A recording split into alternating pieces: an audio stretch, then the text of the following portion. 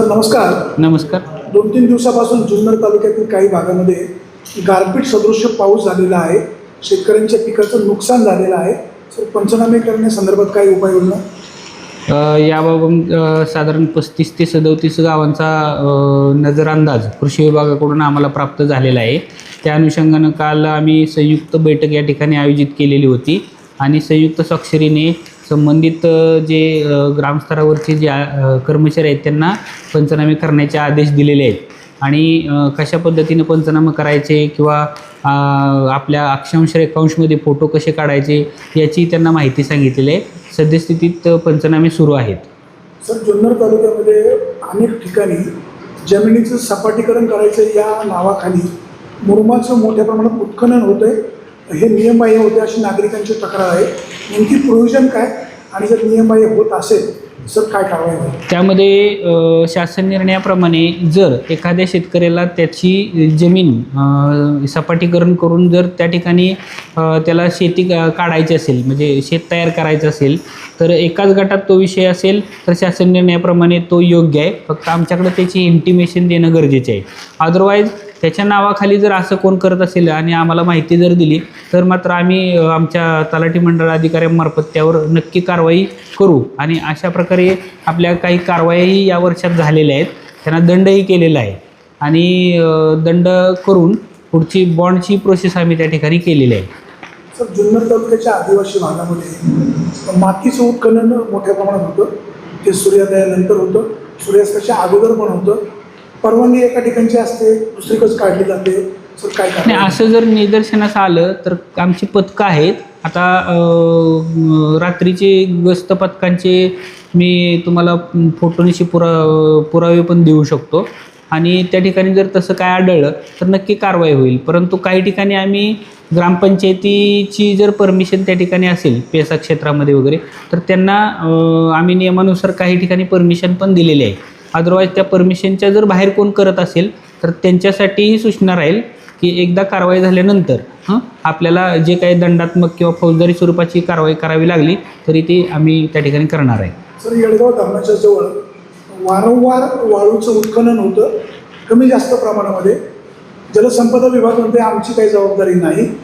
Sir काय उपाययोजना? नाही याबाबत काल मला फोन आलेला होता.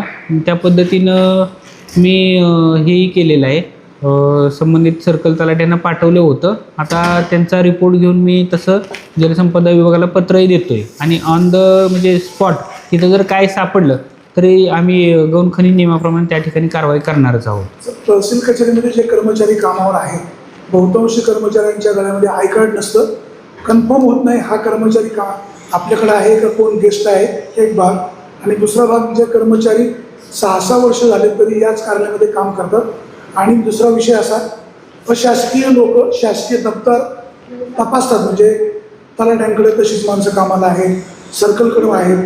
आपल्या ऑफिसमध्ये सुद्धा अशासकीय लोक शासकीय दप्तराची उचकपाचक करतात. आता यामध्ये तशा सूचना मी देतो. असं जर काय आढळलं तर त्यांना हे करता येईल आपल्याला. दुसरी गोष्ट आय कार्ड घालण्याचा जो विषय आहे तो बऱ्यापैकी आय कार्ड घालूनच असतात. ते एखादं कोण नसेल निदर्शनास आलं तर त्यालाही तशा सूचना देतो कारण शासन निर्णयच आहे त्या पद्धतीने त्यांनी वागलं पाहिजे. सर बदली झालेले कर्मचारी पण बदली झालेले त्या आस्थापना विभागाकडून मी माहिती घेतो आणि मेमध्ये आता बदलीला जे ड्यू आहेत त्यांची बदली माननीय जिल्हाधिकारी साहेब हे ऑनलाईन पद्धतीनेच करतात. त्यामुळं एकदा बदली झाल्यानंतर त्यांना लगेच रिलीव पण या ठिकाणून केलं जाईल. सर्वसामान्य गोरगरीब शेतकऱ्यांना तहसील कचेरीमध्ये सहज काम त्यांचं व्हावं म्हणून तालुक्याचे तहसीलदार म्हणून त्यांना काय आव्हान कराल? आता तुमचा मोबाईल नंबर डिस्प्ले कराल का? हां नक्की. माझा मोबाईल नंबर आहे 96 041 84 100 आणि हा बऱ्यापैकी सगळ्यांकडं आहे, पत्रकारांकडं आहे आणि यांच्याकडं पण आहे. आणि त्या पद्धतीनं आपण आता महाराजा स्वाभियांची जी शिबिरं आयोजित केलेली आहेत तो मुख्य उद्देश तोच आहे शासनाचा की प्रत्येक मंडळामध्ये एक जर शिबिर त्या ठिकाणी झालं तर त्यांची शिधापत्रिकेची नाव कमी जास्त करणे, नवीन शिधापत्रिका आणि किंवा शिधापत्रिका हे असेल व्हाईट करणे अशा पद्धतीची त्या ठिकाणी कामं होतील. त्याचबरोबर दाखल्याची कामं असतील. जातीचा दाखला जरी एका दिवसात मिळत नसेल तर त्याच्याशी लागणारे डॉक्युमेंट्स आपण तर त्या ठिकाणी घेऊ शकतो एका दिवसामध्ये. आणि एक नंतर दाखल्याची प्रोसेस करू शकतो आणि एका दिवसात जे दाखले देऊ शकतो उत्पन्नाचे असतील, डोमिसाईल असतील, ते मात्र आपण त्या शिबिरात देतो. आणि त्या पद्धतीनंच बाकीचे जे HOD आहेत त्यांनाही तशा सूचना दिलेल्या आहेत आणि असे काही यशस्वी पण शिबिर आपण केलेले आहेत आणि मेपर्यंत अशी शिबिरं करण्याचं नियोजन आहे. शिवाय मी सामान्य लोकांना इथं कार्यालयात ॲक्सेस मिळावा म्हणून मी कंटिन्यू इथं असल्यानंतर तर सगळ्यांच्या भेटी झाल्याशिवाय, इथं जे भेट देणार आहेत त्यांच्या भेटी झाल्याशिवाय मी कुठल्याही पद्धतीचं कार्यालय या ठिकाणी सोडत नाही आणि असा अनुभव लोकांना पण आहे. सर आता सध्या मतदार यादी काही अपडेट करायचं काम चालू आहे का? यामध्ये हा भाग खूपच महत्त्वाचा आहे. 1 एप्रिलपासून नंतर आता माननीय भारतीय निवडणूक आयोग SIR म्हणजे विशेष पुनरीक्षण कार्यक्रमाची कधीही घोषणा करू शकतो. आता प्री SIRचं काम सुरू आहे. आपण जवळजवळ 356 BLO या ठिकाणी नेमलेले आहेत आणि या BLOंच्या मार्फत आपलं SIRचं मॅपिंगचं काम सुरू आहे. यामध्ये 2002ची मतदार यादी आणि सध्याची 2024ची मतदार यादी यामधील जे मतदार आहेत सध्याचे, तर त्यांचं मॅपिंग करणं प्राथमिक आणि ते सोडून जे नवीन मतदार आहेत म्हणजे 2002ला जे मतदार होते आणि 2002ला जे नव्हते मतदार पण 2024ला जे मतदार आहेत म्हणजे 18 ते 21-22च्या आसपास ज्यांचं वय असेल तर त्यांचंही प्रोजिन म्हणून मॅपिंग करणं आवश्यक आहे. याचा फायदा असा होणार आहे की जे दुबार नाव आहेत मतदार यादीतली किंवा जे डुप्लिकेट आहेत DSC आहेत किंवा फोटो सिमिलर एंट्री आहेत किंवा ब्लर फोटो आहेत अशाही त्या ठिकाणी दुरुस्त्या होणार आहेत. म्हणजे आपली मतदार यादी शुद्ध होणार आहे आणि यासाठी मी सर्व मतदारांना आवाहन करू इच्छितो की आपल्या BLOंशी संपर्क साधावा. आपले BLOंचे सुपरवायझर आहेत त्यांच्याशी संपर्क साधावा. माझा नंबर तर तुम्हाला दिलेलाच आहे. कुणीही तुम्हाला रिप्लाय देत नसेल तर मला फोन करा किंवा आमच्या निवडणूक शाखेत आपण कॉन्टॅक्ट करू शकता. पण ही मोहीम खूप महत्त्वाची आहे.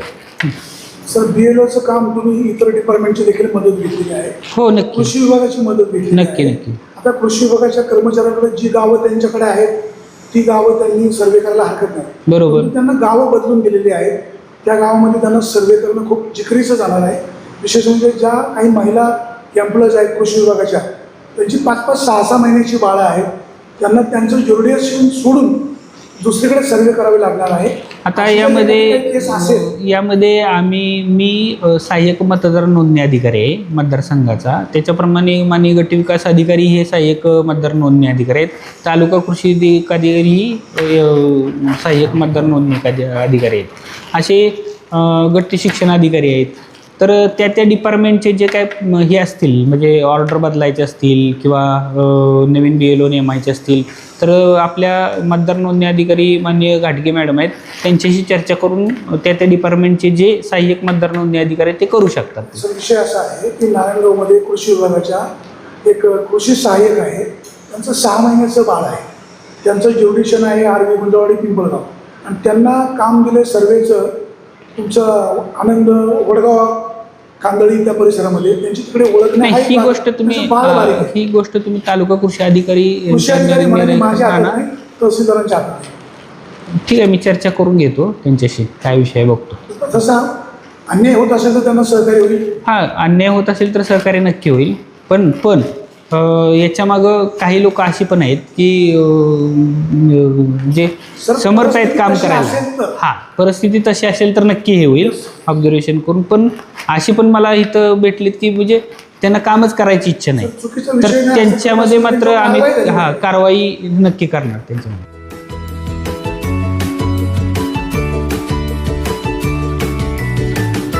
बातम्या शेतीच्या, बातम्या मातीच्या, बातम्या अन्यायाच्या, गुन्हेगारीच्या,